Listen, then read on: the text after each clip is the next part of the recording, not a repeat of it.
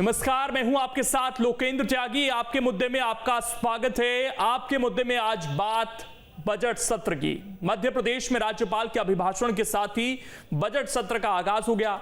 राज्यपाल ने अपने अभिभाषण में सरकार के कार्यों की जमकर तारीफ की। साथ ही उन्होंने आत्मनिर्भर मध्य प्रदेश के रोड मैप को भी सराहा। तो दूसरी तरफ सत्र के पहले ही दिन जीतू पटवारी के एक ट्वीट ने कांग्रेस की एकता पर फिर से सवाल खड़े कर दिए।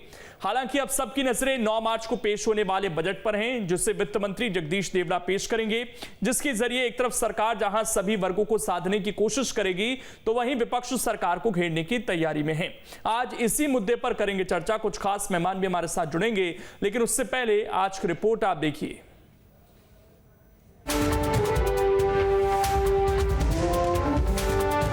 क्षेत्र में जनता की भागीदारी और जनता के सहयोग ने सफलता का एक नया इतिहास रच दिया है।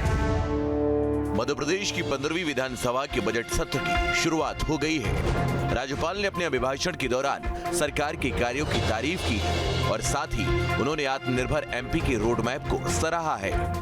राज्यपाल ने इस मौके पर पंचायत चुनाव में ओबीसी को 27% आरक्षण देने का संकल्प पारित करने के मुद्दे पर शिवराज सरकार की पीठ थपथपाई है।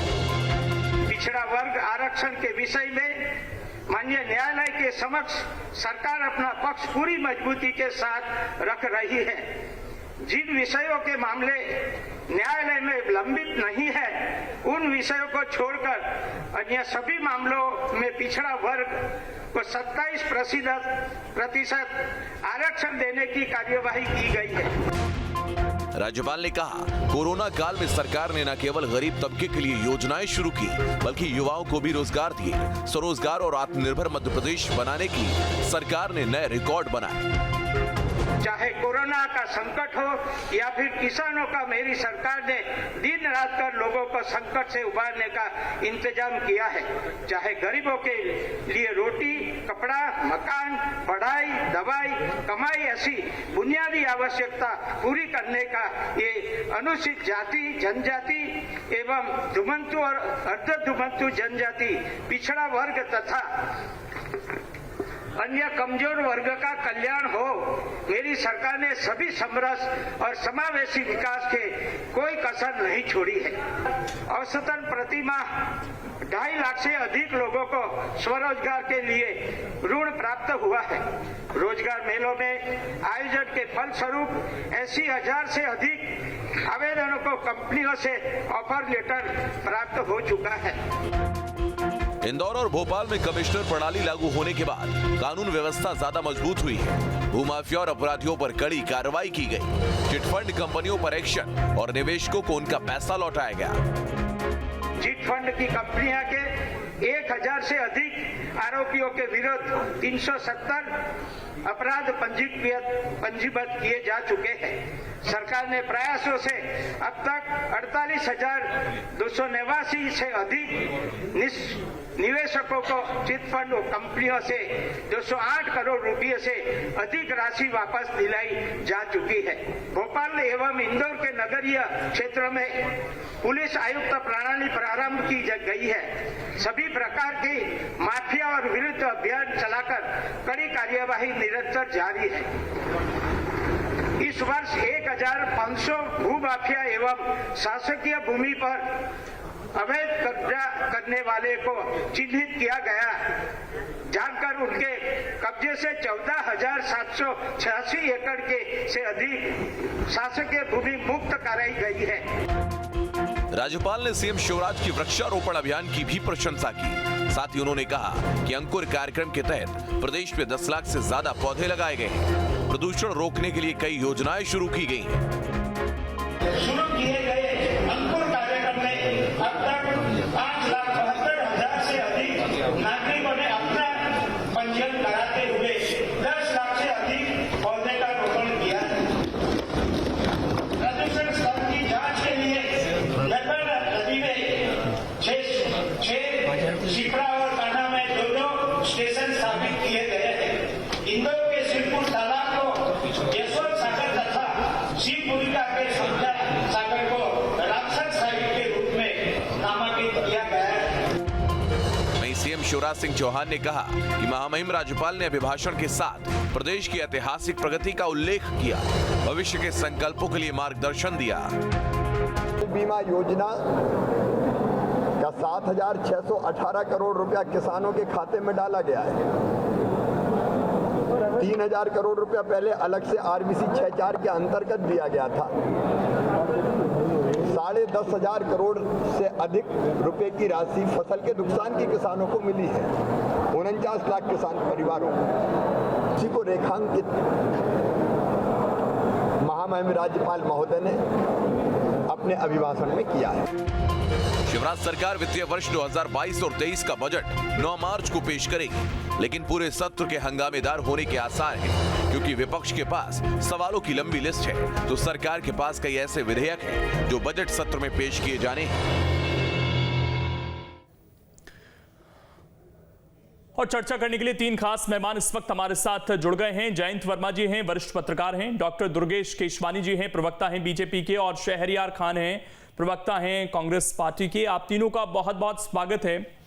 शहरयार खान जी, जब भी कोई सवाल मीडिया पूछता है तो अक्सर आप लोग ये कह देते हैं कि ये तो मीडिया का नैरेटिव है, भारतीय जनता पार्टी का बनाया हुआ नैरेटिव है। जीतू पटवारी जो अभी भी ट्वीट कर अपनी बात को सही बता रहे हैं, उस पर अड़िग हैं। ये नैरेटिव क्या मीडिया सेट कर रही है, या ये कहना गलत नहीं है कि कांग्रेस पार्टी में एक राय नहीं है? विधानसभा सत्र से पहले बैठकें होती हैं, विधायकों की बैठकें होती हैं, एजेंडे तय होते हैं, सारी चीजें होती हैं, लेकिन जीतू पटवारी कहते हैं मैं नहीं सुनूंगा अभिभाषण। ये क्या उन्होंने पहले बताया था पार्टी को, और वो अभी भी ये कह रहे हैं कि मेरे को अपने स्टैंड पर मैं कायम हूं? तो ये क्या मीडिया का नैरेटिव है सर?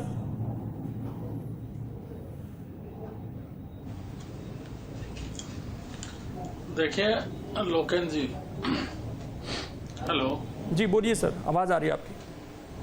हेलो शहरयार खान जी बोलिए, आवाज आ रही है आपकी। लोकेन जी, जो आज का जीतू जी का मुद्दा है, वो हमारे नेता विपक्ष और पार्टी अध्यक्ष कमलनाथ जी ने बिल्कुल क्लियर कर दिया है, और एक मिसाल कायम करी है कि उन्होंने उनके ट्वीट को उनका निजी मंतव्य है, और उन्होंने जीतू जी ने भी स्वयं बोला है कि ये उनकी निजी राय है। इससे कांग्रेस पार्टी या कांग्रेस पार्टी के विधायक दल का कोई नाता नहीं है। रही बात पार्टी में एकता की, तो अगर मेरी कोई निजी राय है और मैं उसको आके अचानक सदन में बताता हूं या ट्वीट कर देता हूं, तो निश्चित ही ये मेरी राय होगी, मेरी पार्टी की नहीं होगी। शहरयार खान जी, क्या ये आजादी आप अपने विधायकों को देंगे कि अगर कोई विधेयक है सदन के अंदर तो उसके अंदर भी वो अपनी मर्जी से वोट दे दें? सरकार को देना दे दें, वो उनकी मर्जी है। इतनी आजादी है कांग्रेस पार्टी के अंदर?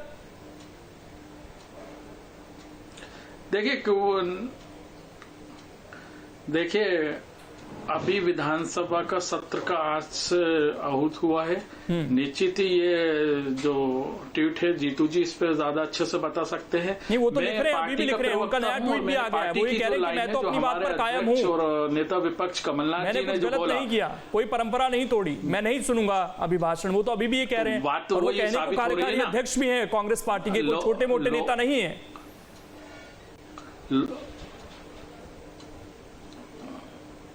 बिल्कुल लोकेन जी, अब इससे बात ये साबित हो रही है कि वो उनकी निजी राय है, और उस पर अभी भी आप जैसा बता रहे हैं ट्वीट के माध्यम से बोल रहा है मैं कायम हूं। तो इसमें निश्चित ही पार्टी अपने फोरम पे वो चीज को देखेगी, और कमलनाथ जी हमारी पार्टी के अध्यक्ष भी हैं, उनसे बात की जाएगी कि वो किस मुद्दे को लेके व्यथित हैं। निश्चित ही मतलब ये मान लीजिए ना शहरयार खान जी, ठीक है, मतलब मीडिया विपक्ष कोई नैरेटिव नहीं सेट करता है। कांग्रेस पार्टी के अलग अलग धड़े हैं, वो अलग अलग दिशा में सोचते हैं, अलग अलग तरह से काम करते हैं, ये खुली चीज है। नहीं, लोकेंद्र जी, अगर एक इस मुद्दे को लेके अगर आप पूरी तरह से सारे मुद्दों को उसमें मिला देंगे तो ये भी सत्य नहीं है। कई मुद्दे ऐसे होते हैं जिससे कि भाजपा के हमारे गृह मंत्री रोज सुबह सवर के आते हैं और मीडिया को एक एजेंडा देते हैं जिसपे वो नैरेटिव बनाते हैं, और उस पे शाम तक आप देखेंगे कि चर्चाएं होती है, डिबेट होती है, और वो भाजपा के हमारे मुख्यमंत्री जो हैं शिवराज सिंह चौहान, वो भी उससे काफी व्यथित और परेशान रहते हैं, क्योंकि भाजपा के अंदर खाने भी बहुत सारे गुट हैं जो अपनी राग, अपनी ढपली, अपना राग गाते हैं। तो ये कोई नई बात नहीं है। आप अपना स्वीकार कर रहे हैं, उनकी तरफ हैं तो आपकी तरफ भी है, ये बात तो स्वीकार कर रहे हैं ना। ठीक, मैं अब आ रहा हूँ आपके पास, दूसरे सेगमेंट में आता हूँ सर।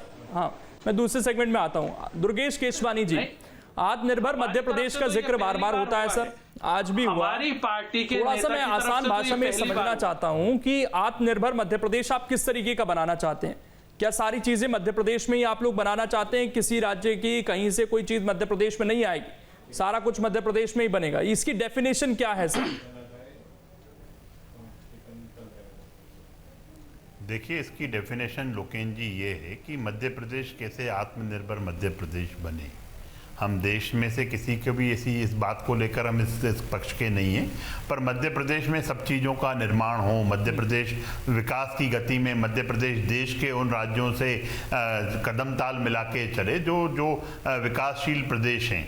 निश्चित रूप से मध्य प्रदेश को स्वर्णिम मध्य प्रदेश को आत्मनिर्भर मध्य प्रदेश बनाने का जो रोड मैप माननीय महामहिम राज्यपाल जी ने आज सदन में पढ़ा, तो निश्चित ही अनेक कार्य जो सरकार के द्वारा किए जा रहे हैं, फिर चाहे किसान सम्मान निधि की बात हो, फिर चाहे एनीमिया सिकल सेल को लेकर बात की हो, महामहिम जी ने अनेक वैक्सीनेशन की बात की उन्होंने। कोविड के दौरान जो सरकारों ने मध्य प्रदेश आत्मनिर्भर कैसे बनेगा सर? की वजह से उसके लिए तो आपको हर चीज का प्लांट लगाना पड़ेगा, हर चीज की इंडस्ट्री लगानी पड़ेगी, प्रोडक्शन करना पड़ेगा। ये सारे काम आप कर रहे हैं, किसानों को लेकर कर रहे हैं, वैक्सीनेशन को लेकर कर रहे हैं। निर्भरता है ना दूसरी चीजों पर, आत्मनिर्भरता कि हम किसी पर निर्भर ना रहें, हम खुद पर निर्भर रहें। ये तो बहुत बड़ा टर्म हो गया सर।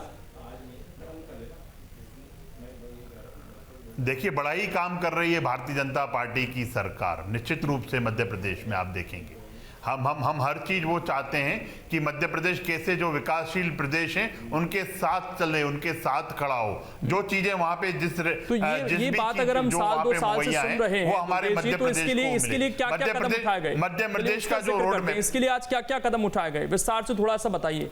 ये वैक्सीनेशन, किसान, इसके अलावा कौन सी इंडस्ट्री आ गई, कौन कौन सी चीज हमने मध्य प्रदेश में बनानी शुरू कर दी, किस किस चीज पर हमारी निर्भरता खत्म कर दी हमने पिछले साल 2 साल में, उसका जिक्र करते हैं सर आज। देखिए, फूड प्रोसेसिंग प्लांट्स के लिए अनेक रोजगार के उपलब्ध कराना, उसके साथ साथ रोजगार के अवसर उपलब्ध कराना, उसके बाद हम जो इंडस्ट्रीज हैं, जो जहाँ पे जिस तरह से जिसकी वहाँ पे जो उपज है उसको कैसे हम इस चीज को आगे बढ़े, इन सब में मध्य प्रदेश आगे बढ़ रहा है लोकेन जी। कोई एक रोड्स को लेके अगर इंफ्रास्ट्रक्चर की बात करेंगे, हाई राइज स्कूल की बात करेंगे, सीएम हाई राइज स्कूलों को लेकर, शिक्षा के क्षेत्र में सुपर स्पेशलिटी हॉस्पिटल्स के रूप में सर्वांगीण विकास की जो परिभाषित जो है उसको हम लोग उसमें आगे बढ़ रहे हैं। पर इसके साथ साथ जो आज कांग्रेस में इनके जो विधायक जीतू पटवारी जी, जिस तरह से उन्होंने एक जो भाषण महामहिम राज्यपाल जी ने सदन में पढ़ा नहीं, उनकी कॉपी उनको मिली नहीं, और उससे पहले ही उन्होंने जो संसदीय परंपराओं को धूमिल करने का प्रयास किया, निश्चित रूप से हमने विधानसभा अध्यक्ष जी से इस पे कार्रवाई की मांग की है। जब नेता प्रतिपक्ष इस चीज को बोल रहे हैं कि ट्विटर के माध्यम से नहीं होना चाहिए, ये ट्वीट करके आप क्या साबित करना चाहते हैं? जिस बातों को उन्होंने जिक्र किया है लोकेन जी, मैंने उसका सवाल पूछ लिया, मैं आ रहा हूं, मैं अब आपके पास आऊंगा सर। मैं जयंत वर्मा जी के पास जा रहा हूं। जयंत वर्मा जी, क्योंकि आत्मनिर्भर मध्य प्रदेश का जिक्र आज फिर से हुआ, तो इसकी डेफिनेशन आपको क्या समझ आती है और सरकार उस दिशा में क्या काम करती हुई आपको नजर आ रही है?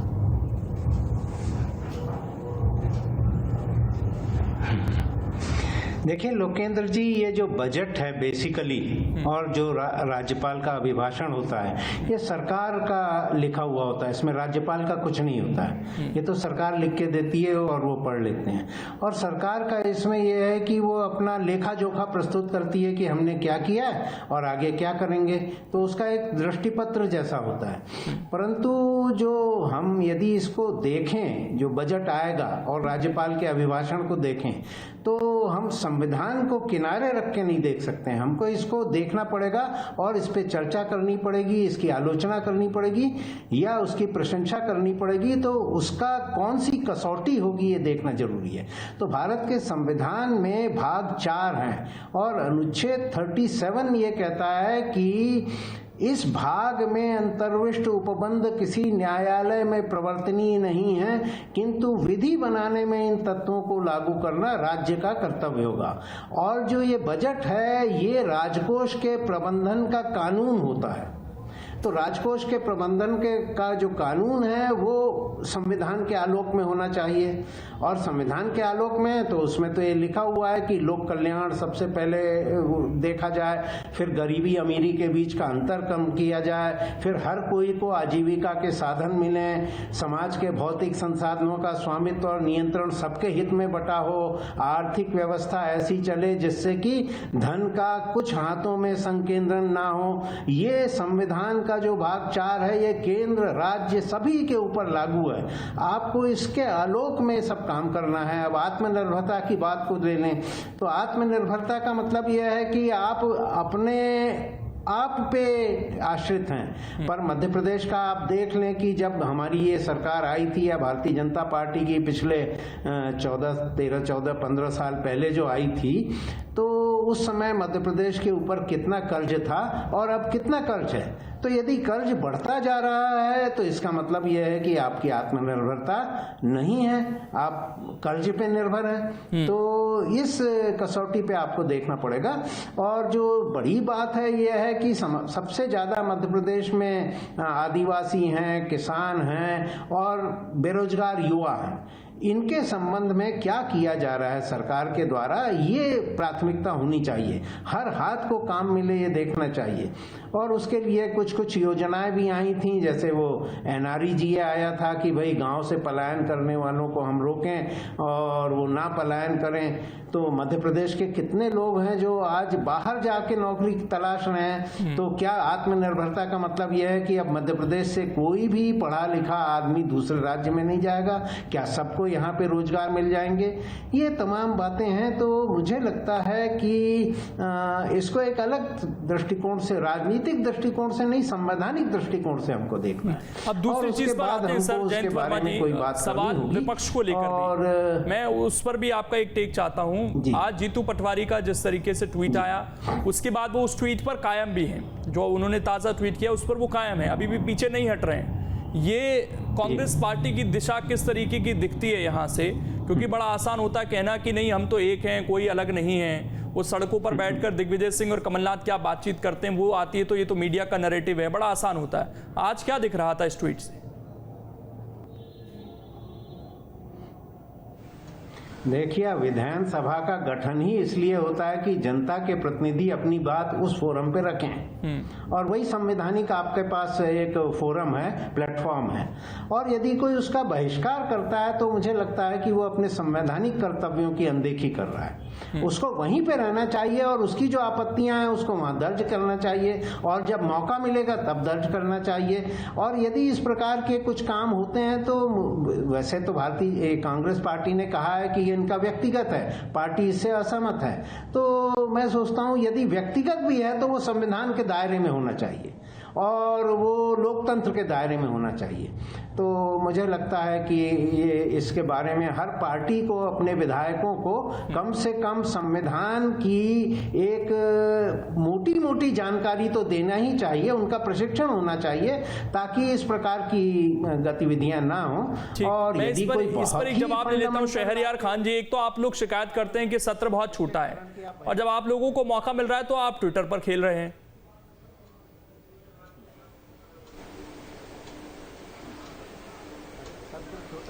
देखिए लोकेन जी, अभी मैं हमारे भाजपा के प्रवक्ता को सुन रहा था और आपने जो उनसे सवाल करा उसका उन्होंने कोई भी तथ्यात्मक जवाब नहीं दिया। हम बात कर रहे हैं मध्य प्रदेश में शिवराज सरकार के 17 साल के कार्यकाल की। अगर 17 साल में भी मध्य प्रदेश को आत्मनिर्भर नहीं बनाया है तो ये शिवराज सिंह के लिए शर्म की बात है। और आज मैं आपसे नहीं, मैं आपके भी दुर्गेश जी, मैं आपके बीच नहीं बोला था, डिबेट को डिबेट की तरह रह दीजिए। मैं अगर आपने मेरा सवाल सुना, मैंने आपको सुना, मैं चाहता हूं इसका जवाब आप जल्दी से बता रहा हूं। लोकेंद्र जी, मैं ये इनकी जब इनके अंदर खाने की जो कमी है ना वो उजागर करो तो ये इसी तरह से तड़फड़ाते हैं। मैं बात कर रहा हूं उन नौजवानों की जिनको आपने आत्मनिर्भर बनाया क्या, उसका जवाब देंगे। मध्य प्रदेश में 17 साल में भाजपा की सरकार ने 8 इन्वेस्टर मीट करी हैं। उन इन्वेस्टर मीटों में कहां पर फ्रूट प्रोसेसिंग यूनिट लगी है आप बताएं। सिर्फ लफाजी करना या झूठ बोलना है, इस मध्य प्रदेश की जनता को पागल बनाने का काम अब बंद करें। आपको जमीन पे काम दिखाना होगा। आज जो राज्यपाल ने, जैसा कि जयंत वर्मा जी ने बताया कि सरकार का लिखा हुआ जो पुलिंदा होता है उसको महामहिम ने पढ़ने का काम करा है, तो उसकी असली धरातल की स्थिति यह है कि मध्य प्रदेश में 2018 की तरह महिला अत्याचार में मध्य प्रदेश फिर से 1 नंबर होने जा रहा है। हमारे गृह मंत्री रोज सुबह सच संवर कर मध्य प्रदेश को दूसरे मुद्दों पे बात करते हैं, लेकिन अपने मंत्रालय के मुद्दे पे बात नहीं करते हैं। जीतू पटवारी ने उठाए हैं, ट्विटर पर ही उठाए, उसका जवाब देने के लिए सरकार तैयार है। वो कह रहे हैं कि बेरोजगारी है, गायों की मौत हो रही है, इन सब चीजों के लिए तैयार है सरकार। जल्दी से सर 30 सेकंड दुर्गेश जी। देखिए, कहीं कहीं कोई जो जीतू पटवारी जी बात कह रहे हैं वो सिर्फ मीडिया का उनका स्टैंड है कि कैसे मीडिया में छाए रहे। निश्चित ही वो ऐसी बातें करके वो भी मीडिया में ही छाए थे। आपको याद होगा भोपाल के इंदौर के गायों की मौत। कमलनाथ जी कमजोर हो गए। और रही बात आप शराब की जो बातें कर रहे हैं, ये तो खुद अपनी जो भी जो सभाएं होती थी वहां पे ये खुद जाके बोलते थे कि कमलनाथ जी सत्र की जो अवधि है वो सिकुड़ती जा रही है समय के साथ, और हम अपने माननीयों से ये उम्मीद कर सकते हैं कि जो भी समय मिला है उसे जाया ना करें, ट्विटर पर ना खेलें। बेहतर है कि आप जाकर सदन के अंदर बैठें, जो भी मुद्दे हैं उन पर चर्चा हो। शुक्रिया आप सभी का जुड़ने के लिए। इंतजार बजट का है और ये बजट कितना बेहतर लेकर आती है सरकार, ये देखने वाली बात होगी, क्योंकि हर वर्ग इससे उम्मीद लगाए बैठा है। फिलहाल छोटा सा ब्रेक, खबरें लगातार जारी हैं।